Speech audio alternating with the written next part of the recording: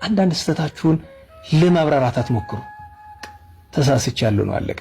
ሲነግሯችሁ አንዳንድ ሰው እንደዚህ እኮ አይደለም እንደዛ ሰዎች በድለሃል ስትባሉ አጥፍታችኋል ስትባሉ እንኳን በደለኛ የሆንከው ቅዱሳን እንኳን አዎ ነው የሚሉ። በቃ መጀመሪያ ነገር ከዛ ቤት ሄደህ ራስን ትመረምረዋለህ። አጥፍተህ ከሆነ ትታረማለህ። ካላጠፋህ አጠፋ መባል በረከት ስለሚሆንህ ደስ ብሎ ታድራለህ።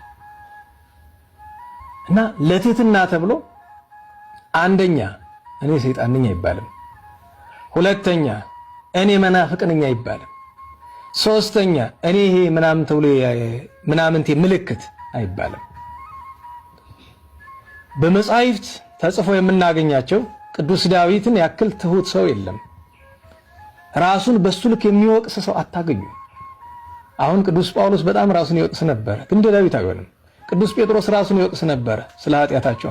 እንደ ቅዱስ ዳዊት ራሱን የሚወቅስ የለም። የዳዊት መዝሙር ውስጥ ወቀሳውን ብቻ እኔ ኃጢአተኛ ነኝ፣ እኔ እንዲህ ነኝ፣ እኔ ደካማ ነኝ፣ እኔ ትል ነኝ ብለው ብትቆጥሩት ራሱን ችሎ አንድ መጽሐፍ ጥራዝ ይወጣዋል። ይሄን ያልተውት ነው። ግን እኔ እግዚአብሔር እኔ ሰይጣን ነኝ የሚልበት ቦታ ግን አታገኙም።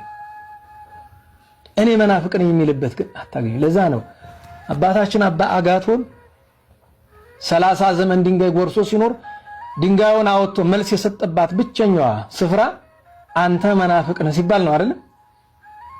አይደለም ማለት እና መነኮሳት ተሰብስበው አባ መቃርስም ነበርና አባት ሆይ ሁሉን ታግሰ ምን ነው የን መታገስ አቃተ ሲባል ሌላውን ብትሉኝ ለነፍሴ ይስማማኛል፣ ሀጥ ብትሉኝ፣ ዘማዊ ብትሉኝ፣ አረመኔ ብትሉኝ፣ የፈለጋችሁትን ብትሉኝ ለነፍሴ ይስማማታል።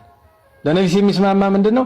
ሀጥ መባል በደለኛ መባል ይስማማል። መናፍቅ የሚለው ግን ለነፍሴም ለስጋዬም አይስማማም።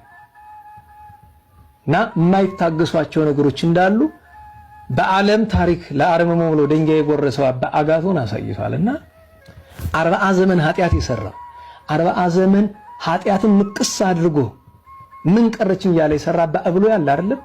የበግረኛው ምን ነበር የሚል ሲጸልይ አልቦ እግዚ ዘንበለ ምሕረት ወአልቦ ገብር ንበለ ኃጢአት ይላል።